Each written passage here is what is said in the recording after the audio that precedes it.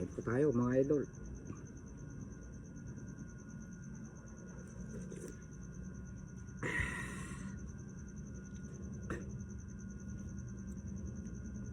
Pipigaan ko itong sabaw ko.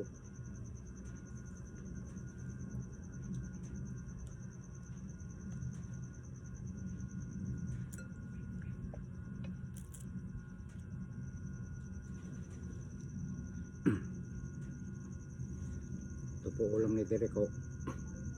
Bangus na malaki. Kinamatisan po. Na may luya, sibuyas, kamatis, may eggplant, may okra, sitaw,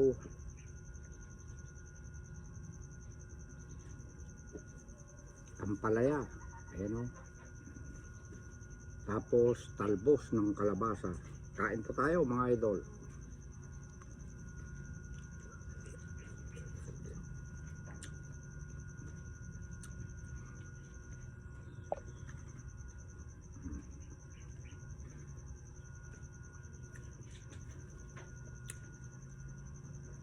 Hindi ko po kaya ang kwan. Nalalambot po ako. Pagkukunti po ang kanin.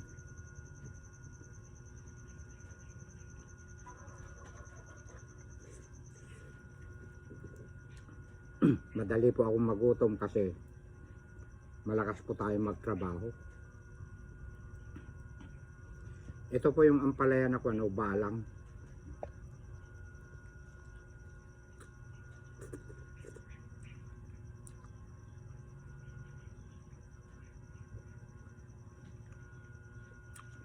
Marami.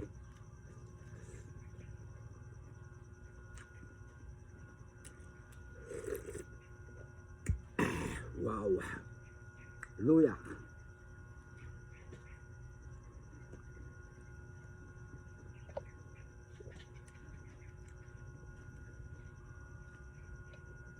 Alam niyo mga idol, itong okra, pati yung ulo niya kinakain ko.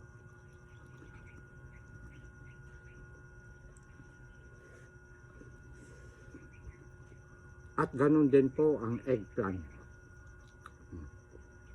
Pati yung ulo niya. Manamis na miss mga idol.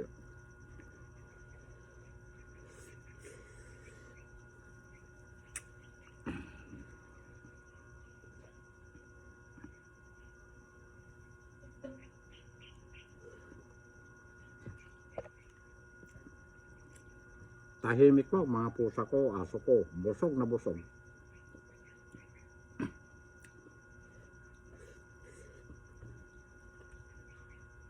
Ayun, kinulong ko doon, natutulog sila. Pero pagka kahit busog sila at kakain ako rito, nagdulundagan dito sa lamesa ko.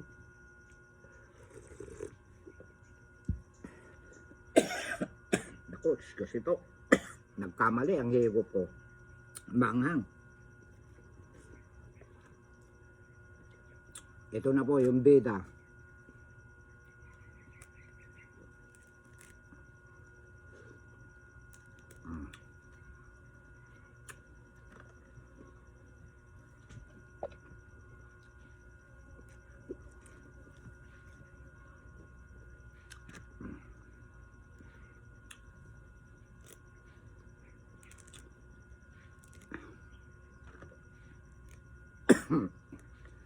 Manghang.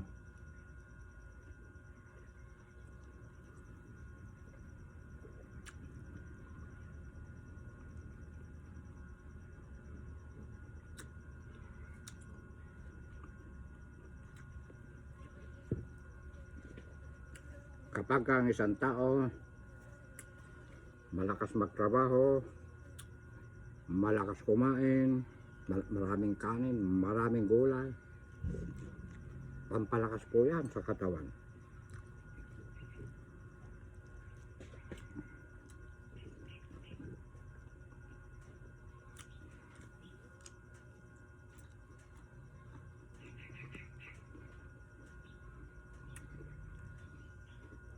Sarap ng ampalaya. Ba't po ito mga idol? Balang.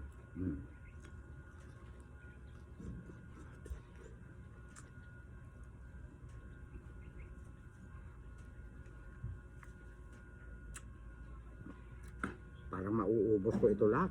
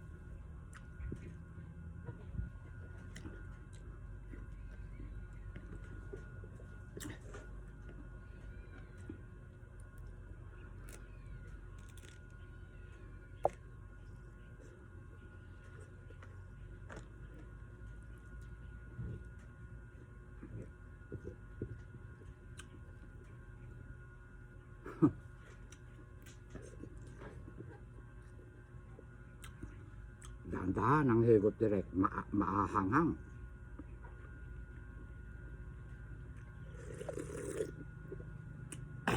Wow!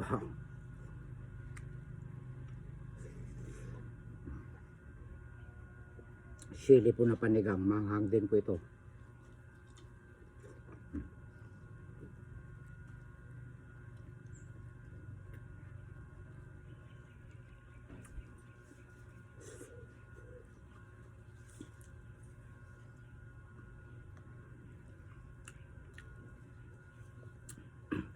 Masarap din pala itong bangus ng aking pamangkin, si Marvin Fernandez.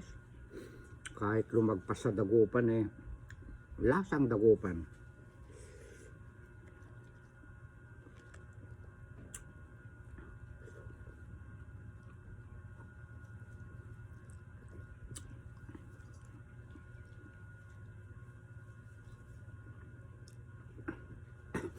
Yung pong mga gustong bumili po ng mga isda, hanapin nyo lang ang pwesto ni Marvin Fernandez.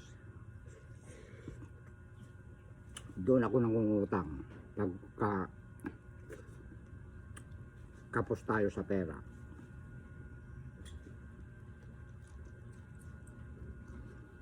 Puro sariwa po ang kanyang tindang tulingan, bangus, galunggong, galing po sa Dinggalan.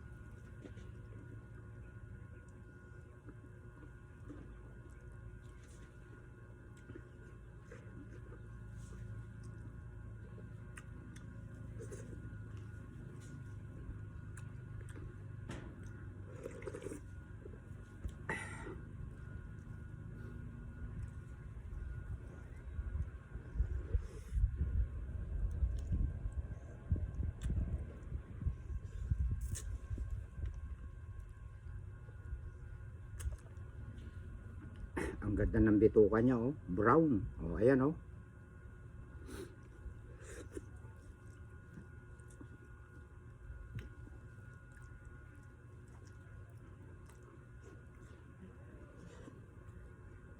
Kapag ka ang isda, bangus, o kaya tilapia, pagka brown po ang kanyang bituka, malinis po ang pinanggalingan.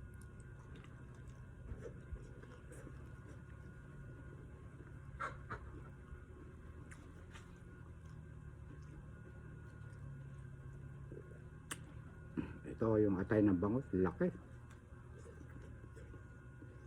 Wow!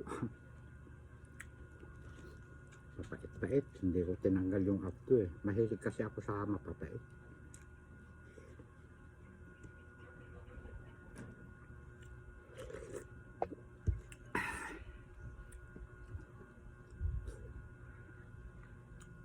Ang tamis ng eggplant ko. Minuto lang. Wala pong isang oras. Pa bagong pitas, iluluto na ni direct.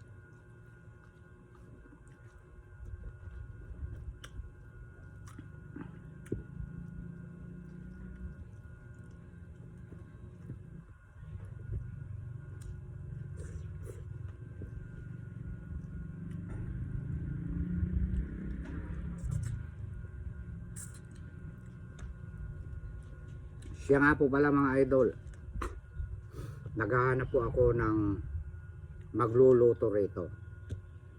Ayan. Kung sino po ang makakapanood po,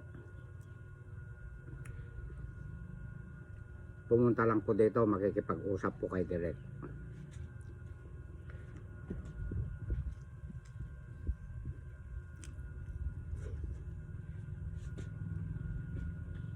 Ang swelduhan po rito kada isang buwan. Wala po tayong wala tayong kensenas. Kasi wala pong pasweldo si Boss M sa kensenas, puro katapusan po. Pag-uusapan natin kung magkano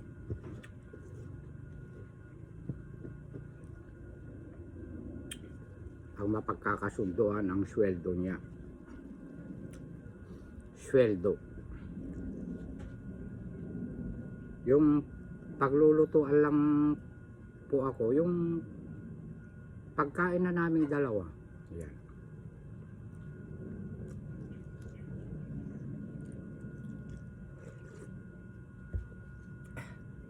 Kasi mag-iisang linggo ng kwan eh. Ako nagluluto, naghuhugas ng dapat kasi kasuhin dito. Hirap ako dahil naggagawa po kasi ako ng content. Ayan. Ang pasok po alas 7. Alas 7 ng umaga.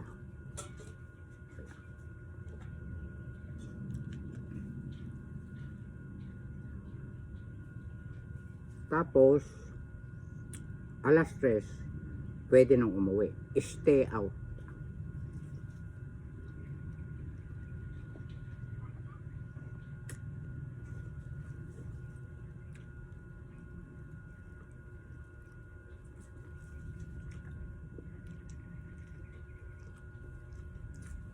Tama ba yun? Sinabi mo direct, stay out.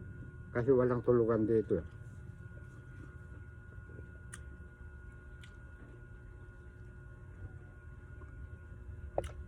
Baka meron dyan sa may Parugrog, parting Parugrog.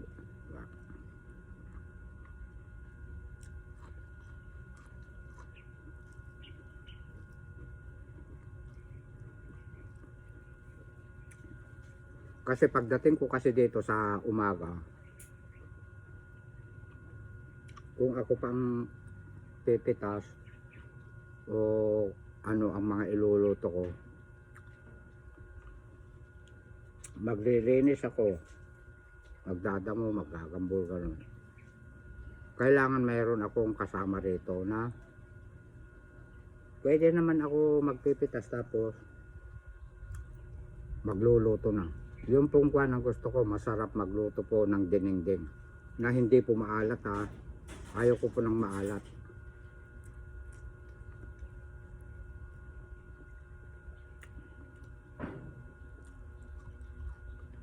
Ito inilagay ko po rito, patis.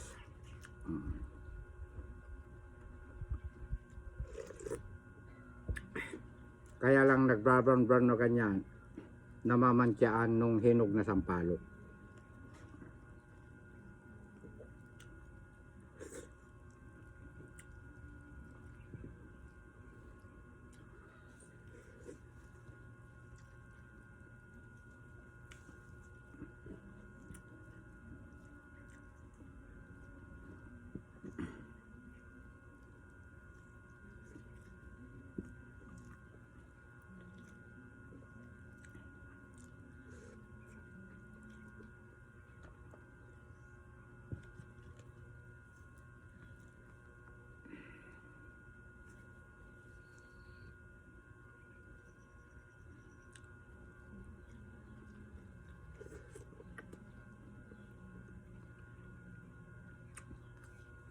Yung baging na ampalaya na yan, may kasama yung benepisyo.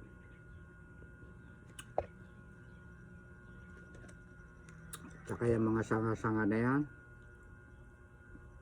ng malunggay,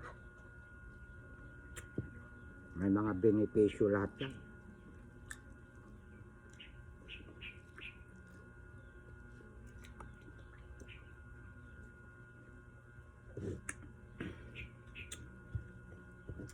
Nako, wala yung pamangking ko ah. Siyang masarap kasamang kwan eh. Inaayos niya yung mga kalat ko. Shout out kay Marifer Fernandez. Ayan.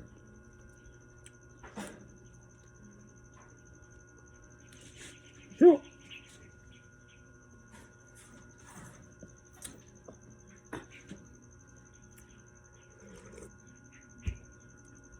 pakaraming nagkalat dito na mga manok. Mamaya may sumpong si Ganda eh, kwan eh. Nalalapayan ng manok minsan eh. Kaya lang, hindi na ngayon dahil pinapagalitan ko. Laging busog na siya.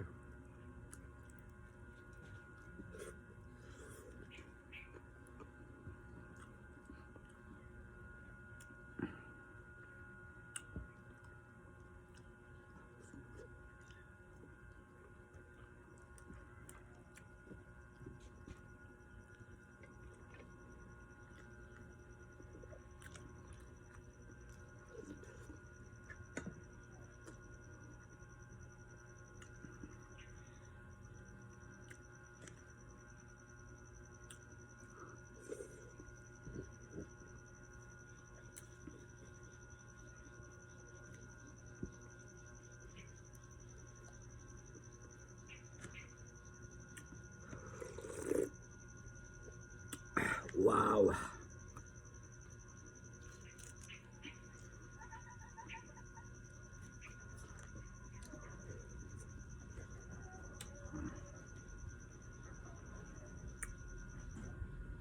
Luya. Marami na akong nakain na luya.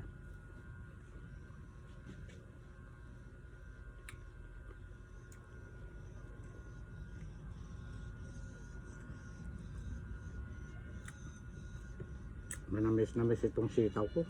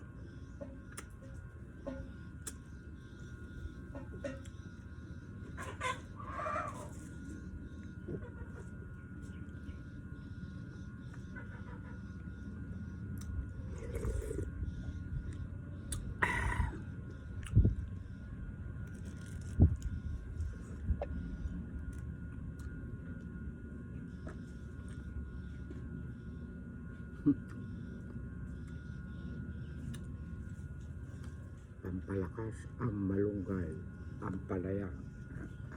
Kinakain ito ng kwan ni Pogi ko, ampalaya. Ito namang malunggay, lahat sila pati pusa.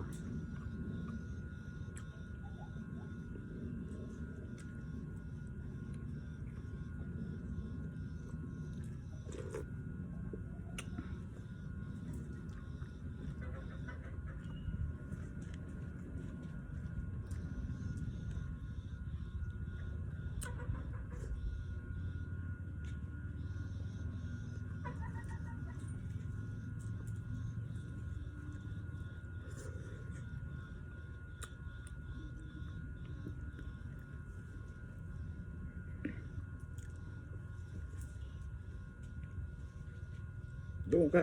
Doon, alis. Oh, napaka-kwan naman tong aso na ito. Parang Huwag kang magpapakita sa camera. Ang pangit-pangit mo. Look, look. Mamaya kita pakainin.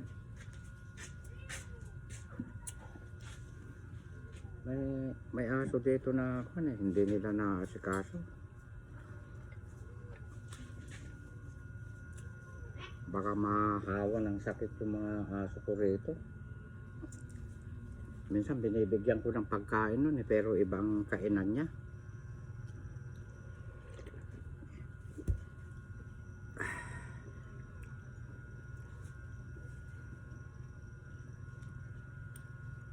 Mga kwan na lang ito, sili.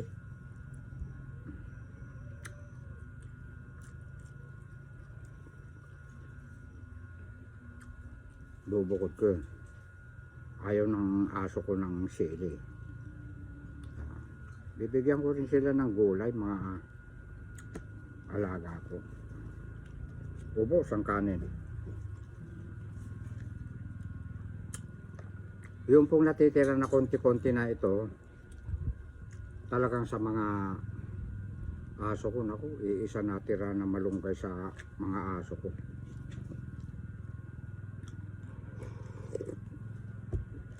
Oh, tsaka ito. Ulam din nila ito ulit.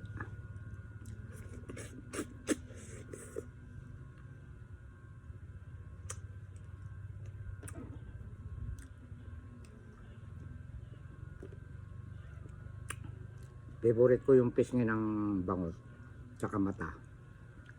Ako nang kakain.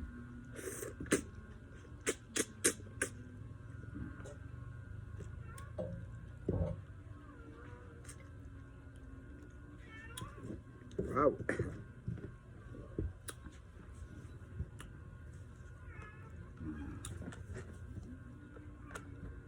Ilalagay ko lang muna sa isang lalagyanan. Ayan. Kinakain nilang ang palaya. Kaya nga, sandali lang po.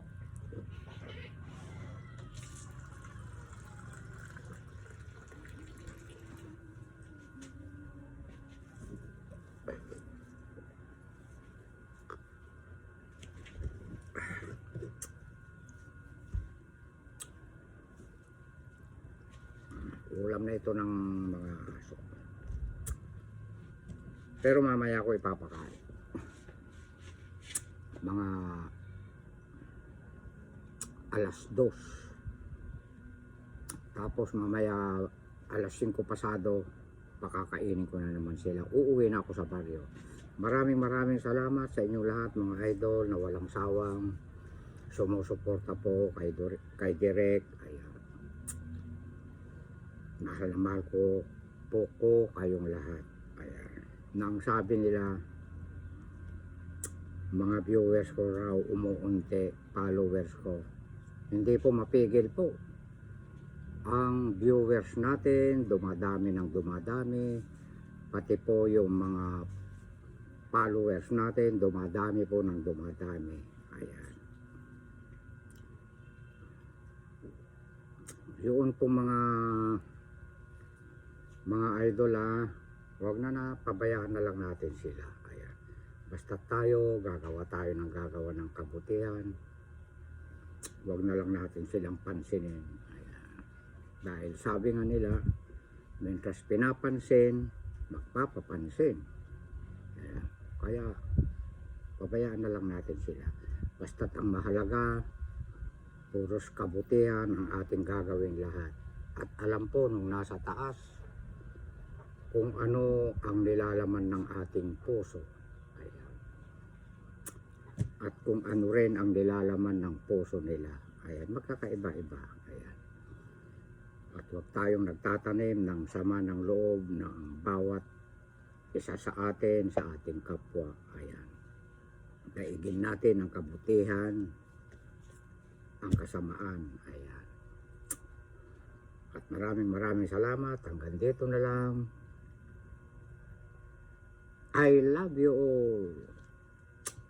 Ikat mo na, Direk. Ayan. Pahabol pa pala. Yung a-apply po sa akin na cook at saka alas 7 ang pasok. Ayan. Magiging katulong ko rin na camera woman, kung babae, cameraman o ano. Ayan. Dahil minsan tinatanghali yung cameraman ko. Malayo ang pinapanggalingan. Ayan. Lalo na po pag araw ng Sabado. Ayan. May gawain po sila. Bye-bye. Ikat mo na, dire.